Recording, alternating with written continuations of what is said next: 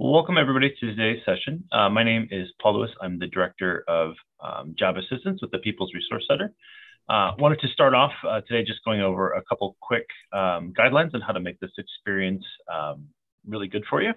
So if you could start by just muting your microphone, that way we don't have any background noise. We'd love to see your face, so if you're willing to turn on your video or if you have the ability to do so, we would certainly love to see your face. It makes us easy to see the faces of the people that we're presenting to. If you do have any questions throughout the presentation, feel free to put them in the chat function. We can kind of stop throughout if there's questions and answer those. Or if you're comfortable, you can also leave your questions to the end. We'll have some time at the end to kind of go through any specific questions that you have. The best viewing experience is the side-by-side mode. So if you just go to view options, the top right-hand corner, click side-by-side mode, that'll give you the ability to see the face of the person presenting as well as the PowerPoint and the materials that they're presenting. This workshop is being recorded, so I actually need to take that out there because we're pretty much recording all our workshops these days and putting them on YouTube. So if you missed something or you want to go back and refer to some of the discussions that were had throughout, this will be posted on the Elmhurst Public Library YouTube page too, so you can go back and refer that. We will edit out any questions or anything. So if you do have any questions at the end, you can still know that it will be kept confidential. And obviously really appreciate Cheryl's support with the Elmhurst Public Library. Go ahead, Cheryl, sorry. I was just going to say that I'll also send a link. If you registered through the library, I'll go ahead and send you that link as soon as it's up on the YouTube channel. Sure. Thanks. So a little background about the People's Resource Center, if you're not familiar with all the services that we offer.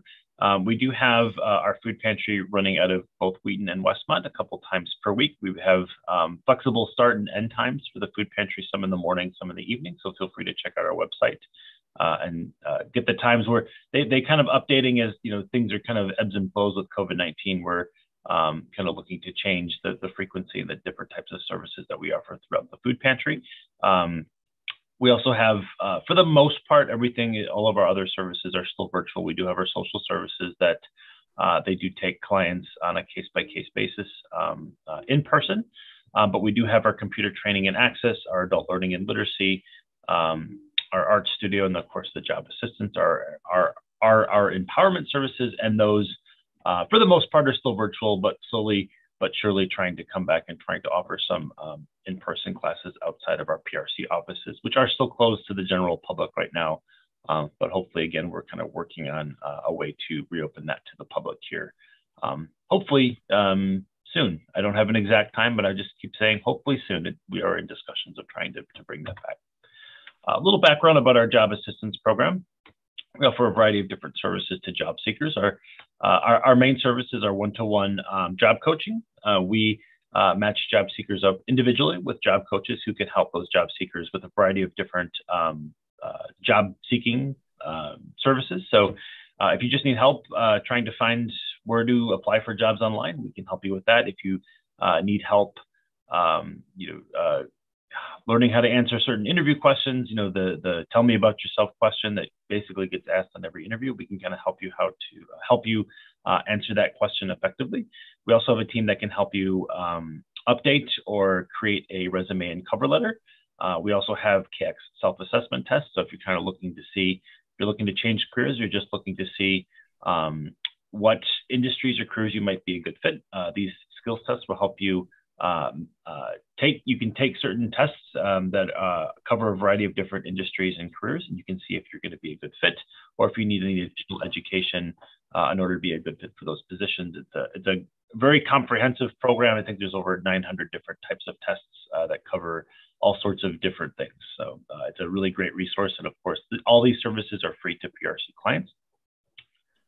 We also have a PRC online job board, which I update several times a week with new jobs. I work with employers directly throughout DuPage County. They send me open positions that they have, which I post directly on the job board. So a lot of times our job board has open positions that you normally could not find on Indeed or some of these larger job boards. So, and they cover, again, they're not just entry-level positions. They cover a wide range of different careers and different experience levels. So, and this job board is free it's also open to the public, but definitely free to PRC clients as well. I always like to highlight our computer training program. I think this is a great supplement to the job assistance program. So if you're a PRC client and you are looking to get into an administrative role or a role that might utilize more computers or technology, our computer training program is another service free to PRC clients. We give the ability to take Microsoft Word or Excel courses. We also have a self-paced Microsoft Office certification course, which is a great way. If you take the course, my wife actually just completed it. You take the course and you take a test at the end. It's self-paced, and then once you pass the test, you actually get the Microsoft Office certification, which is a really great thing to put on your resume. A lot of people put on their resumes that they're proficient in Microsoft Office. Here you can say that you're actually certified, which is a nice step up and make you shine out, make you shine on your resume. Because I think it's a certification that a lot of companies are looking for. So without further ado, I'm going to introduce you all to Charles and Laura. They're two of our job coaches, and they're going to be talking to you today about interviews. And this is titled Interviews: A Perspective from Across the Desk. Good morning. So what we're looking at in interviewing, so the purpose of the presentation is to talk about what the interviewer is looking for and what their role is, so that to help you understand what's going on. And when you're in an interview, you're wanting to present your best foot forward as a candidate. And you're also wanting to learn more about the position, the organization, and of course, to get the job offer. But what is the interviewer, what are they looking for? They want to know who you are, get a feel for you, what you have to offer. Are you going to be a fit for their company? Why should you be hired? Why are you going to be the one hired over the other 5 or 6 candidates that they're interviewing? And also whether or not you're going to be an asset to their organization. A good interviewer will always ask open-ended questions. This gives you an opportunity to communicate to the interviewer what you want them to know about you. And this is the opportunity to do that. They're going to be friendly. They're going to want to encourage you to relate to them as easily as possible. They're going to try to look to recognize the talent that you have to bring to their organization.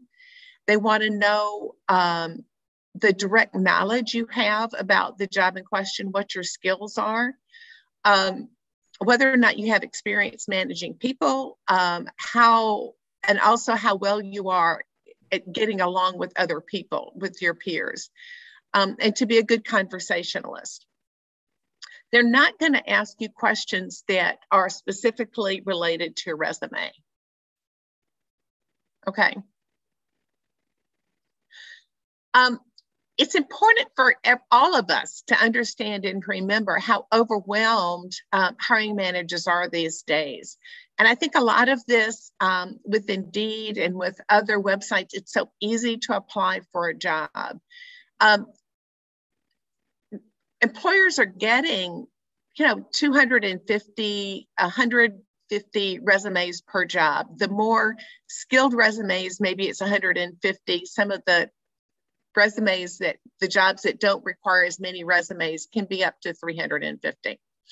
As a result, they're only spending about 6 seconds looking at each resume. And that's because 75% of the applicants really aren't qualified for the job. But in this 6-second review, what they're usually doing is they're quickly picking up, and maybe they make a not qualified, a maybe qualified, and a really qualified pile as they're looking at these resumes. And so you can get a longer look, but that first initial screen, count on 6 seconds. Thank you. Okay.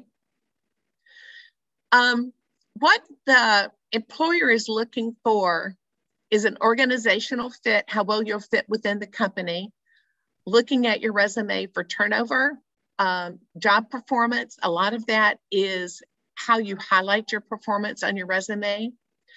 They're wanting communication skills, and they're wanting to look at your potential for the job? Is this a growth job? And a lot of employers want someone who can grow into the position. And I do think that ultimately, if everyone were really honest, are you going to make their life easier for them?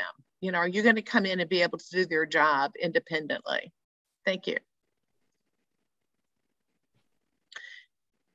The interviewing is really like a chess game. And it's not always the person with the most assets or the most qualifications that win this game. It is the person who uses the assets that they have most skillfully that wins. Interviewers are based their hiring decisions more on how they feel about you rather than what you actually say in an interview. And by how they feel, it's also, that's how you're communicating with the interviewer and how you're relating with the interviewer. That's how you as an interviewee have an ability to impact how the interviewer reacts to you. Thank you. First impressions, 49% of hiring managers claim they know if a candidate is a fit in the first 5 minutes. So this is why you need to start strong. Have body language that lets the interviewer know that you're happy to be there, that you want to engage with them. Energy, I can understand being very anxious and fearful in an interview, especially if it's your first interview, but we need to practice and we need to build those skills so that we're able to establish a rapport quickly and make that first impression. If you look at some of these knockout factors, not being prepared for the interview, being a little too over aggressive, like a know-it-all, not being able to clearly answer questions about your goals, not being qualified, not showing interest and enthusiasm about the job, a lack of confidence, being nervous, especially not being able to look the interviewer in the eye, unwillingness to start where they're at the position that they're looking for, or frequently applying for a position that you're underqualified for, and trying to make that sell so that you can kind of skip the line a little bit. A lot of these things can be overcome with interview practice, and that's one of the things that PRC is super at. Thank you. What do you take with you when you go to the interview? Bring a portfolio with a notepad. And this is also the place where you've got your resume, your list of references, a copy of an application if you had. You've listed the questions you might have about the job or about the company. You've also listed maybe some things about the company that you want to highlight and that you can reference quickly. And most importantly, take that smile. I just don't recommend taking a phone into the interview. This slide says, do not take your phone unless you're waiting for a call. I would, if you're anticipating emergency, let whoever it is know that you're interviewing and that you can get back with them unless it's a life-threatening emergency. And then maybe you would try to reschedule the interview. We habitually carry around our cup of coffee and our water bottle. We can leave those in the car, and also leave political or religious beliefs behind. A job's environment, they try to make it politically and religious neutral, and you want to demonstrate your ability to maintain that neutrality. Thanks, Paul.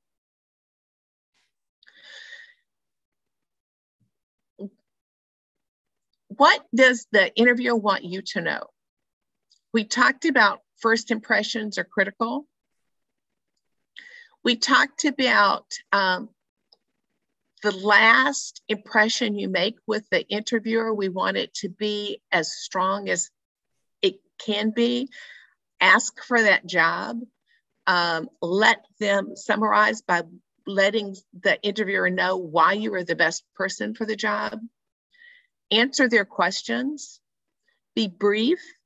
Less is more. Frequently, when I work with people on the SARS questions, their situation, as they're discussing the situation, it tends to be maybe 10 or 15 sentences. Let's see if we can get those situations down to one or two sentences, so that the action and the result is what's highlighted. Don't lose the interviewer in giving a really long answer. Structure your answers. Not relying on catchphrases and buzzwords. Be very specific about what you're trying to mean. Research the company. I had a employee, somebody interviewing, asking in an interview a question about the finances that they found on their annual report. That would be an example of kind of going overboard, looking at just the general aspects of the company. Always be honest. It's okay not to know something. It's okay if they ask you whether you can do pivot tables, which they will frequently do in an interview, to say no, but I think that I would be able to pick it up quickly. Show them your real self, and that's practice. Thanks, Paul. How do they evaluate a candidate? Looking at the hard skills, and a lot of the hard skills are found on a resume. And this is a screening that they look for. Education, whether you have the required licensure and certification, your prior work experience, technical experience related to the job, use of specific machines or specific software, your ability to adapt to those, and looking at other experiences, management, experience, other qualifications that they're looking for. Most of this comes from the resume. The soft skills, and this is where you practice and focus your interview skills on. They want to know that you are a good communicator. They want to know that you can work with others. They want to know you have good customer service skills. And those customer service skills are not only if you don't have interviewing for a job that's external, where you have external customers, remember that it's other teammates and other people within the company that you're considered customers. Your enthusiasm for work, for the job, just in general. Time management skills, personal appearance, being neat and clean. These are the things that you need to be prepared to demonstrate during the interview. Thanks. You know, it all is positive. And this is where I think interview practice really, really comes in. The enthusiasm is what an interviewer is looking for. This interview is not an opportunity to talk about someone you didn't get along with at work, playing the victim, especially now with COVID. If you have been laid off because of COVID and you've had a hard time financially, that happens a lot, but it's not the time to discuss that in the interview. You can discuss how you've overcome those things in the interview if it's something positive that you've done that's related to the job. And never talk disparagingly about coworkers, managers, other employers. Not room for that in the interview. And balancing your emotions. If they were to ask you a question and it brings up something that was a negative experience in a past job, to be able to move forward and to respond positively. Paul. Body language. What's the interview thinking? You know, you interview better if the interviewer is connecting with you with eye contact, has positive posture, and is smiling. And that's what they're wanting too. They're wanting, that's how you interview the best. Arms folded around the chest. turns you off when you're talking to the interviewer, and it also turns the interviewer off. Drumming your fingers if you're on a table, and sometimes you'll see interviewers doing this. Maybe have other things to do, maybe they're distracted. Making steeples with fingers. There's signs that the interviewer might not be as attentive, but is also looking at this as how the interviewer is perceiving you. Thanks, Paul. And how can you assess how you're doing in the interview? Looking at the types of questions being asked, are they getting harder, more job related, more directly related to your skills, or are they getting easier? Are questions being repeated? The interview has all of a sudden gotten easier. The interviewer goes off topic and starts discussing other things. The interviewer was shorter or longer than expected. But I always, when you see some of these signs, some of it is not always related to how you're interviewing. It could be that they interviewed a candidate earlier in the day or the day previously who really has more skill and is a better fit for the job than you are. And this is the way the interviewer has giving you the courtesy of the interview, giving you the opportunity to talk about what you're doing, but they have a candidate that you haven't quite measured up to be. Always, in every interview, look at how you can make that interview better and be aware of some of these signs.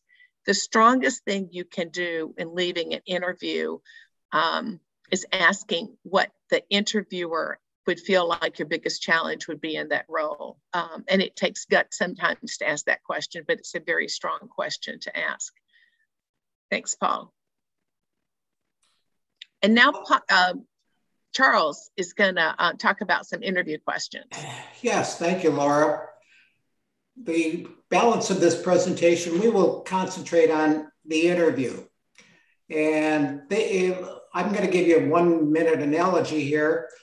An interview is a sales presentation. Imagine you go to the big box electronics store and you want to buy a television set. And the salesperson says, you ask them a lot of questions, and the only thing they really answer correctly is, yes, the television, you can get a picture on it, and you can turn it off and on. And this is a smart TV. You want to know if you could split it into 16 grids. You have all kinds of questions, and only one is really answered. But yeah, it's a TV. It can do the job. You're probably not going to buy that television. Why? Because the salesperson did not answer your questions correctly or did not answer them at all. And you're in that same position when you are interviewing. I always like to tell clients that this is a sales presentation. The interview is a sales presentation. It really is. And the employer, what they're trying to accomplish, as Laura said, is, are you going to be a good fit for the job? Even better, do you exceed what the base requirements of the job are? Are you going to bring something more to that position? Are you going to be an asset? That was a word that Laura used in there. And remember, companies would rather not hire liabilities. They would rather hire assets. So this is really what we're going to concentrate on with going forward. And here's some of the questions. We'll just cover them, not cover what we're going to talk about. We'll go through some real examples. Tell me about yourself. That's that opening question that's pretty common at the beginning of the interview. Why are you looking for a new job? Tell me about a time. This is a situational, behavioral type of question. Anytime you hear this, tell me about a time. We'll cover that in depth. What have you done to improve your skills? And what questions would you like to ask of us? That's going to be the balance of this presentation. So next slide, Paul. All right, during the introduction, and I totally agree with Laura, the beginning of the interview is your opportunity to be enthusiastic, be pleasant, smile, and make a favorable impression with the employer. Instead of interviewer, interviewee, that's a little hard to say. Let's just say employer, and you're a potential employee.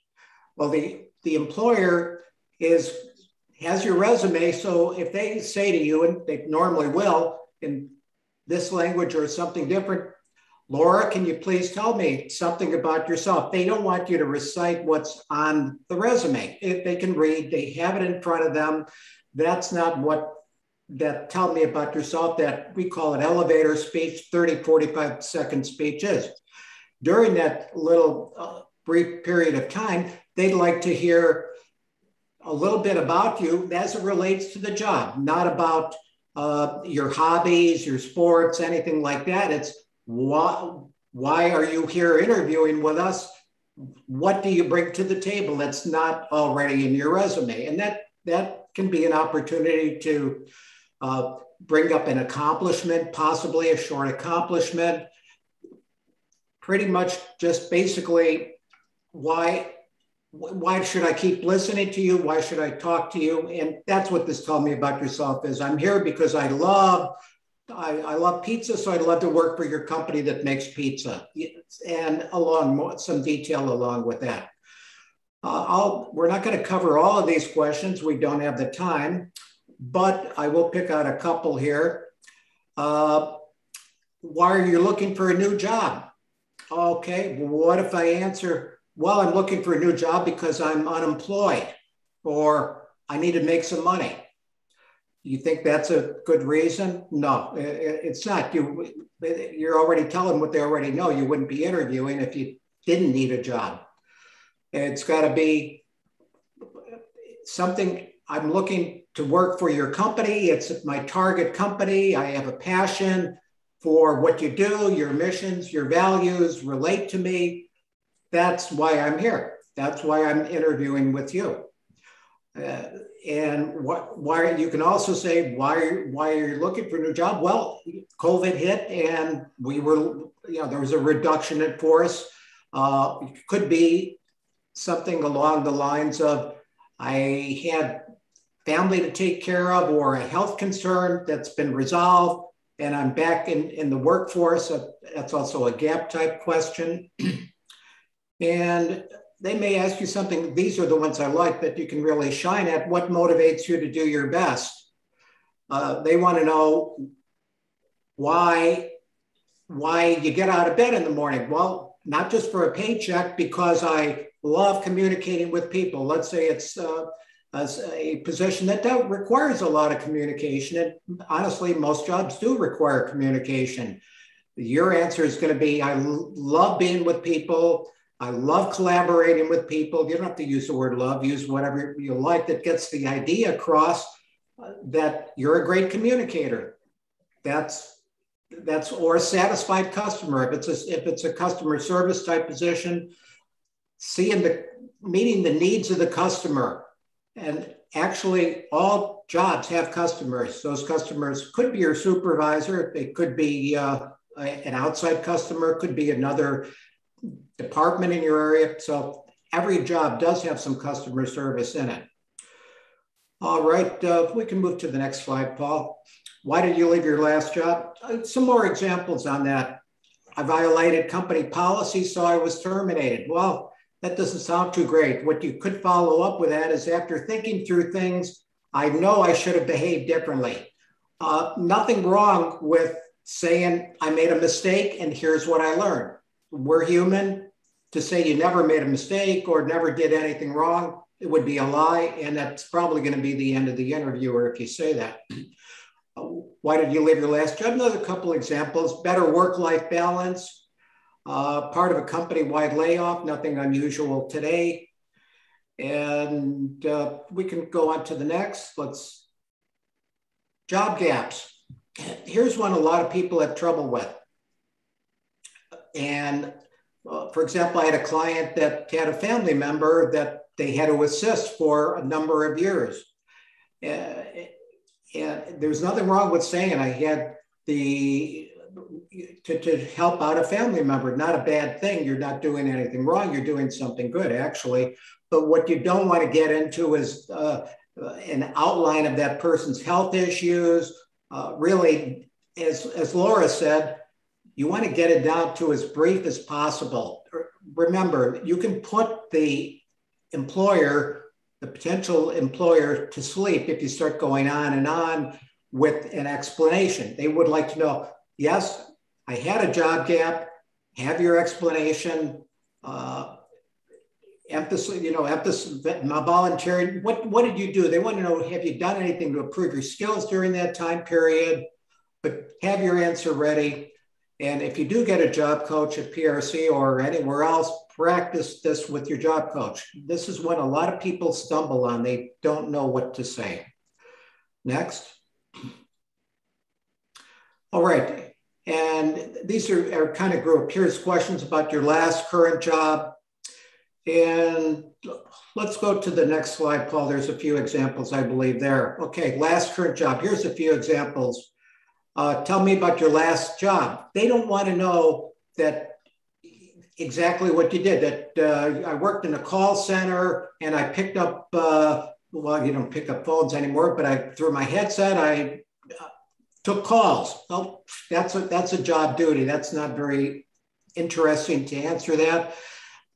They want to know something more than that. And if you have something positive you can say about it, I was at my last job, I received an award for perfect attendance. I received an award for the best team player. Something like that is a great thing if you can add that in there.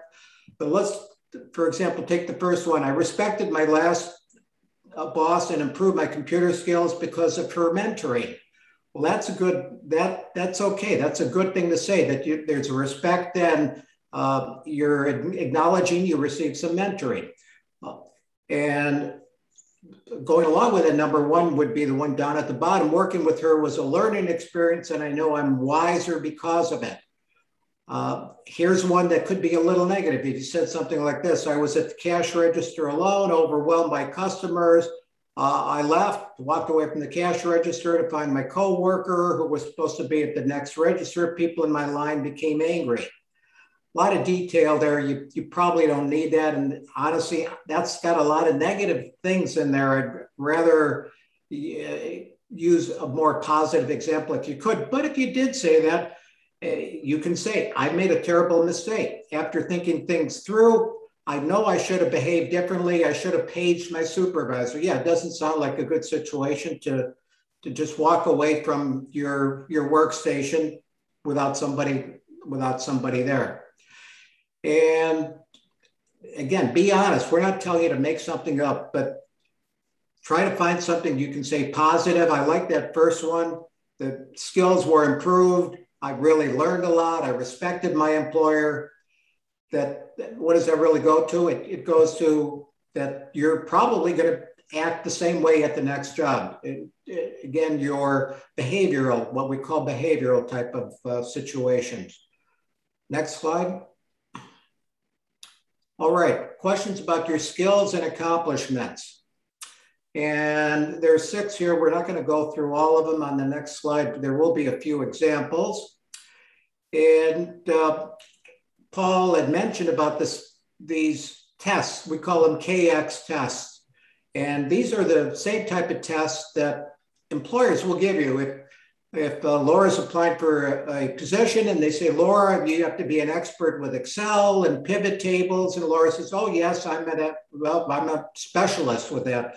Wonderful. We will give you this little test on the computer. Let's see how you do. If you take these tests in advance, you know yourself that you have the skills. It kind of validates your skills. And it's something you can also add to your resume. And examples scored 95% on Excel, 93% on Word. Though if that question is about computer skills, if it's in the realm of communication and working with other people, being a collaborator, you can say this. I've been told I'm a team player. I like there's words other than team player. I've recognized for my collaboration with other people on my group, something like that works too. You're going to say something positive about it. Why did you say you were a collaborator or team player? Because my team of 6 people received the top President's Top Award in 2018. And here's something that goes to being proactive. And you're in a job and you feel you could add more to the team if you improved your accounting skills. So what did you do? You went and you took QuickBook classes at College of DuPage in the evenings and received an A. That goes to your initiative that you want to expand and help the company. Hire people, if you think about it, why do they hire people? They hire people that can help the company, and even better, do something more than just the job, more than the basic job duties. That here's an individual took it upon themselves to learn something that is going to benefit the company. Those are the type of employees that really stand out. As Laura said, there's a lot of job applications coming in, especially with the computers and Indeed and all these job sites that are out there. Companies get a lot. And assuming your resume works well and you get the interview, they may interview 10 people, 20 people for the position. You want to be the one they select. And the best way to do that is to stand out of the crowd. If you're just average with everybody else, there's probably not anything special that they're going to remember about you or recognize about you. And we do talk a lot about skills and accomplishments. That's what companies will really recognize, that you have achieved something. You didn't just go to work, do the minimal, and got your paycheck. That's really not the top employee that companies want. Next. All right. Here's one that Laura spoke about: soft skills and hard skills. Hard skills are just repeating the licenses, certifications, your education, things like that. Behavioral are the soft skills, your ability to communicate, to get along with other people. I will tell you, if you can have the greatest skills, hard skills in the world, but if you can't communicate that knowledge or skill to somebody else, it's probably not going to be very valuable to the employer. But if you have excellent people skills and you have an ability to learn, if there is something you're missing on the job description, you don't have it, they may overlook it. If you've got the behavior that you can get along, you can teach other people, you can learn. That's the behavioral type of things we're talking about here. And these are similar to that first question. Tell me a little bit about yourself. A lot of these will start with that. They may say, tell me about a situation where you had a dispute with a coworker or with a supervisor. Any of these are situational type questions. And we can go to the next slide, and there should be a few right there. All right. These are called STAR. Again, that situation, which we've talked about. They ask you about have you ever had this situation? That's the first thing you're going to speak to. Task, that's understanding what the business part of it is, and the action you took and the result. And here was an example for you. And this is situational, an action or task and an action along with a result. Hired as a marketing manager to increase sales. Why does anybody hire a marketing person? Well, they want to grow the company. That's the job of a marketing person. Increase sales, customer satisfaction, profit and revenue. Profit and revenue are, again, just getting a little repetitive here.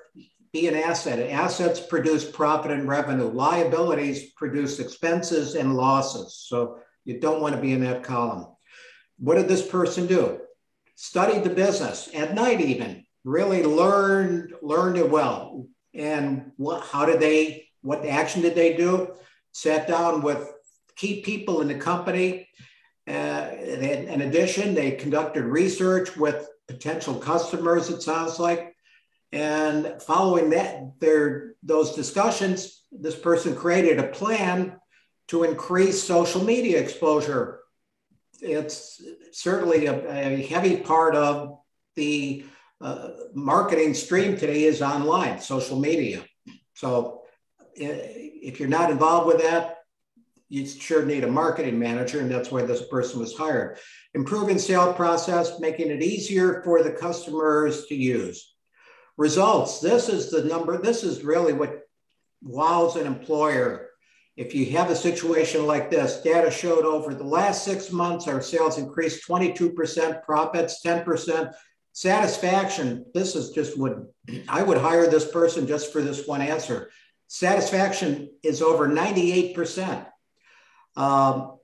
Again, here's an example of a situational where this person would snap right out of the pack. And as Laura said, you might be interviewing, and if this person was before you, you're going to have a tough time unless you have something to wow the employer like this person did. Metrics, we call all of these metrics. If you ever have a chance to include metrics in your interviewing skills, you want to do that. Metrics are really just numbers. And I was in sales, so I immediately think, oh, sales increased 50%, that's great.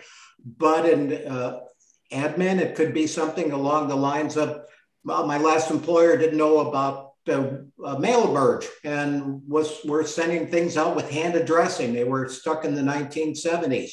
I came in and introduced mail merge, and lo and behold, sales increased.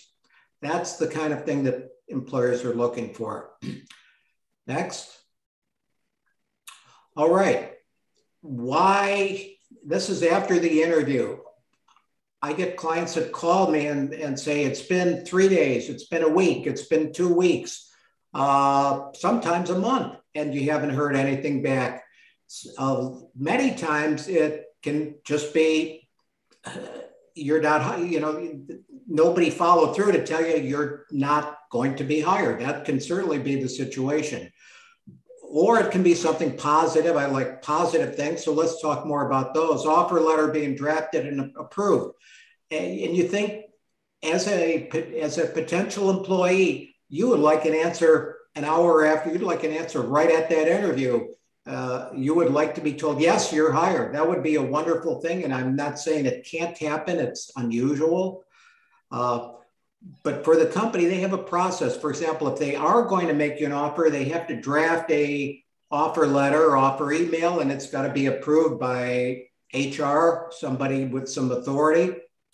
The HR person, the hiring manager may be busy. Maybe they're out of town. The decision makers.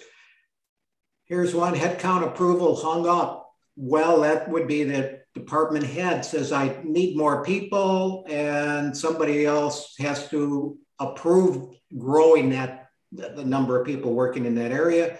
Budget issues. Do they have the money to hire more people? You would hope they would do this before they post the job out there, but I'm sure things happen, mistakes happen, and there isn't just money for it. This one we already talked about, headcount freeze.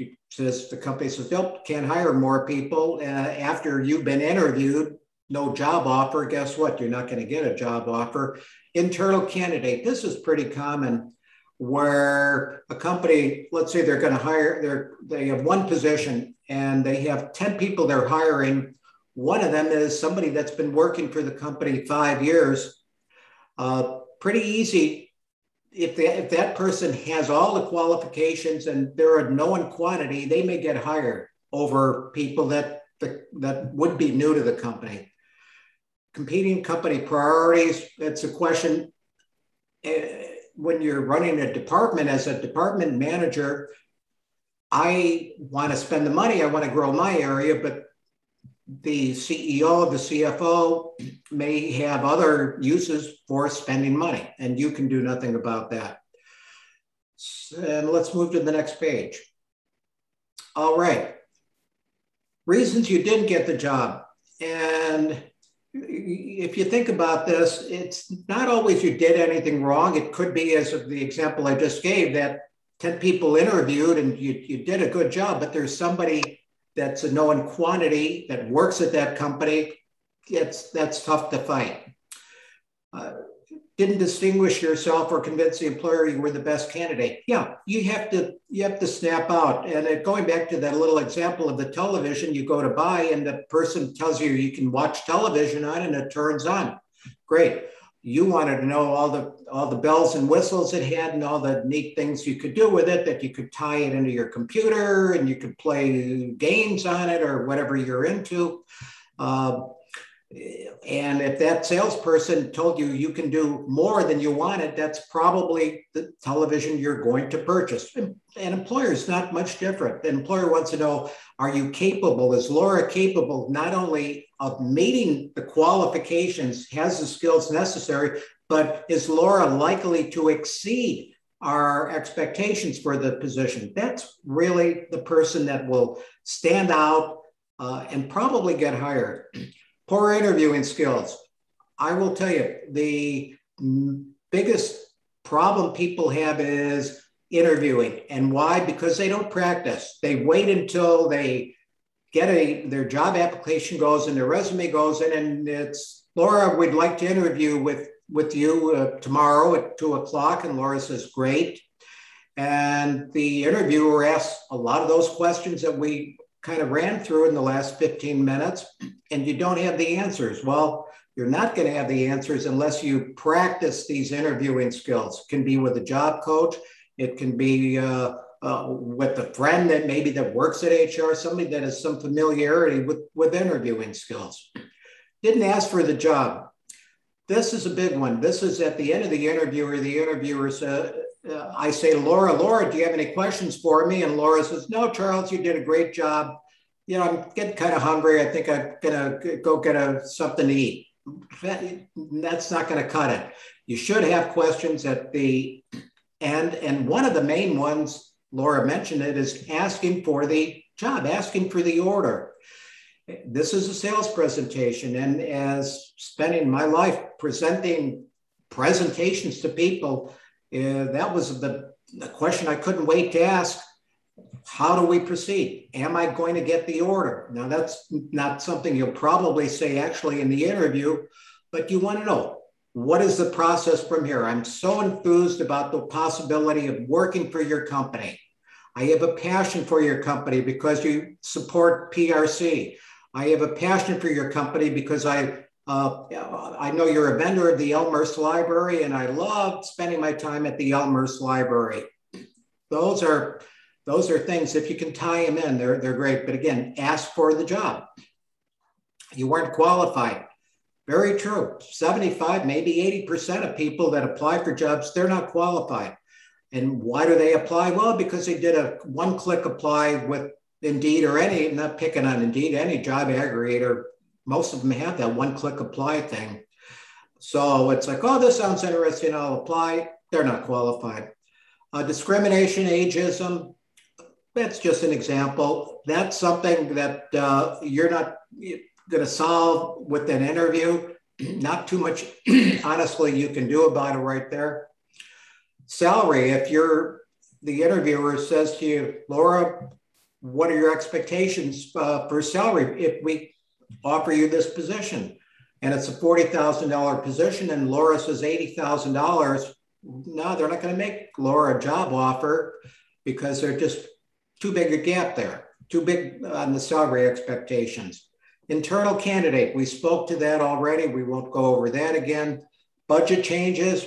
Yeah, you're not going to change anything with the company. If I run a department and I say I'd like to hire Laura, and it goes up to the budgetary people, and they say no, we don't have money right now today to add our staff. You have no control over that.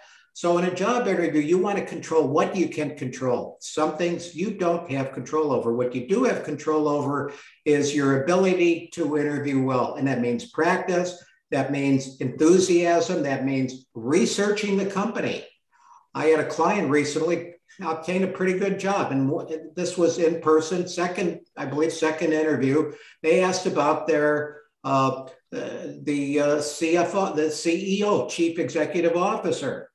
And this client had done some research on the company and happened to remember the name. What do you think of our current CEO? And this really wowed them. Oh, yes, your CEO. I see the CEO has really repositioned the company for the digital age and done this great social marketing thing. And the stock is up 400% in the last 5 years. That's what this client knew. Did research, do research on these companies. It's you can do it right online, very easy to do, to discover more information. A lot of it they won't ask, but be prepared, know about the company. You might not even want to work there, quite frankly, after you really research the company. Or maybe you will. Maybe you will say, this is a company that really hits a lot of hot buttons for me on values, missions, on their product. They're making a life-saving drug, that they're working on a cure for cancer. So anything like that really can go to improve your chances of getting hiring if you can tie in things like that. So control what you can control, and that's really what interviewing is: getting practice and knowing the type of questions and being prepared with the answers. You could miss an answer, and there's nothing wrong. Laura spoke to this. Nothing wrong with saying, I don't know how to do pivot tables, but I'm sure I could learn that pretty quickly. I really enjoy learning. I will do whatever is necessary, and I will learn it. Next.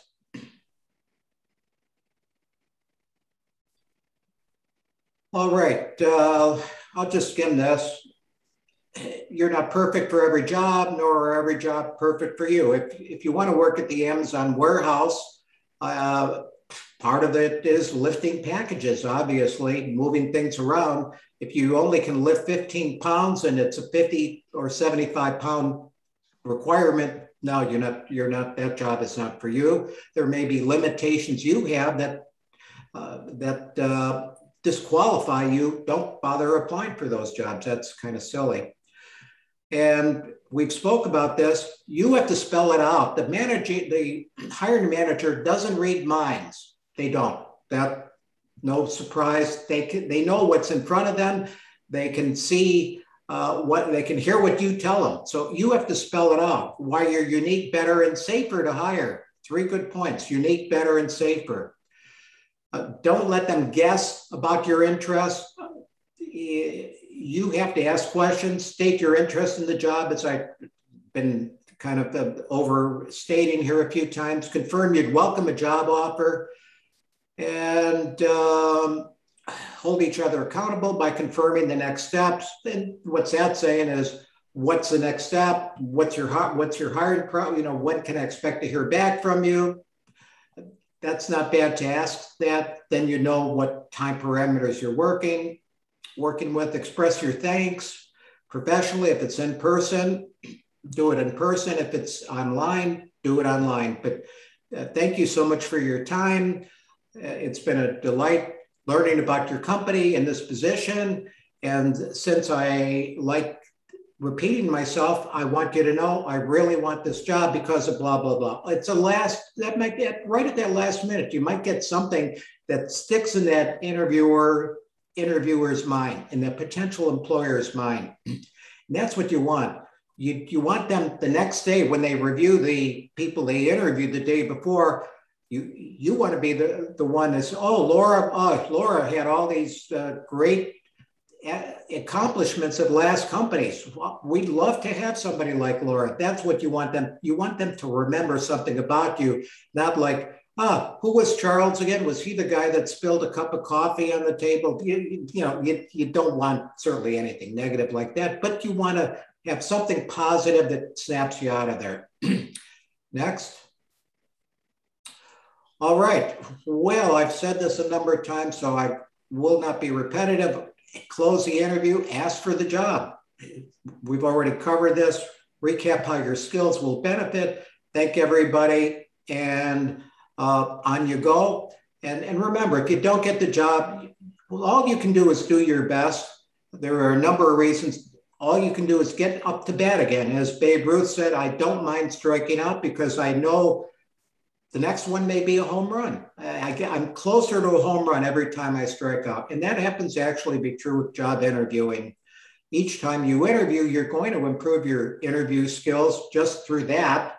And you're going to be more likely to know, at my last interview, I couldn't answer this question. I spent some time and I'm able to cover it for the next interview. You do get better with practice, certainly no question there. Next. And good luck. Yeah, luck comes before work in the dictionary. That's about it. You have to work.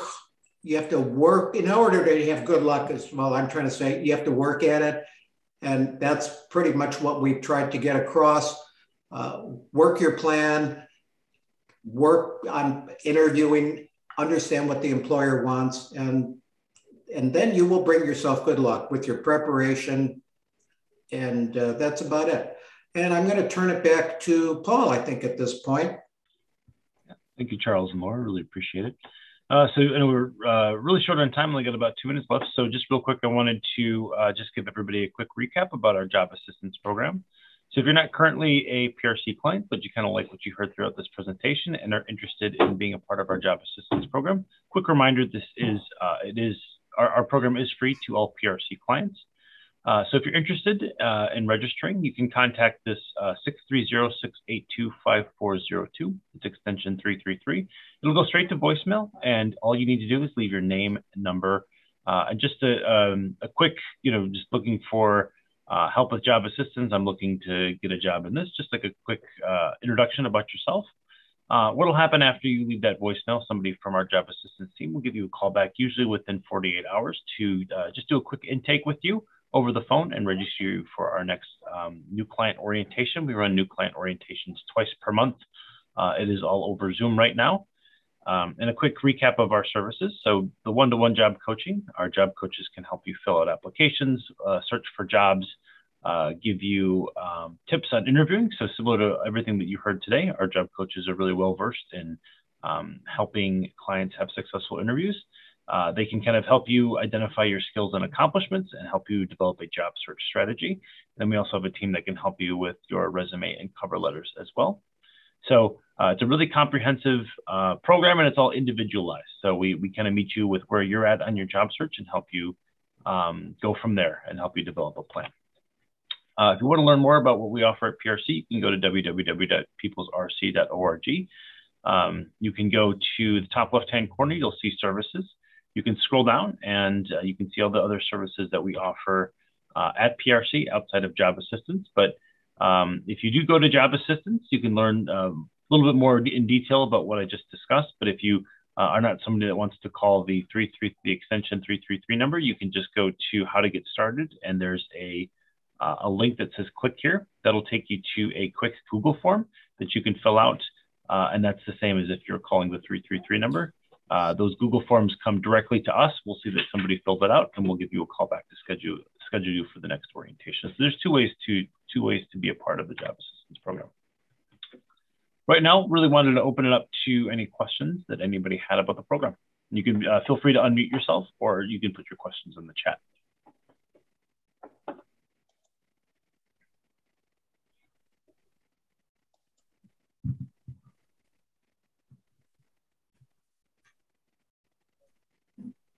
Going once, going twice.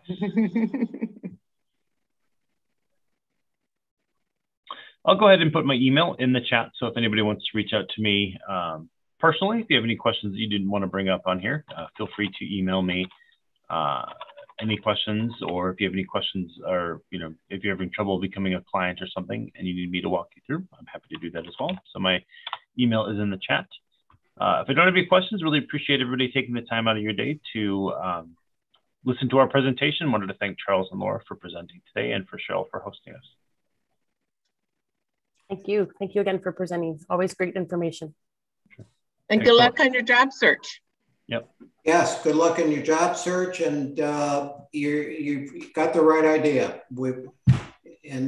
Just thank you for attending. And Cheryl for Elmhurst Library hosting us here. That's great. We appreciate that. And have a good day, everyone. Thank you. Thank you. Bye-bye. Bye-bye.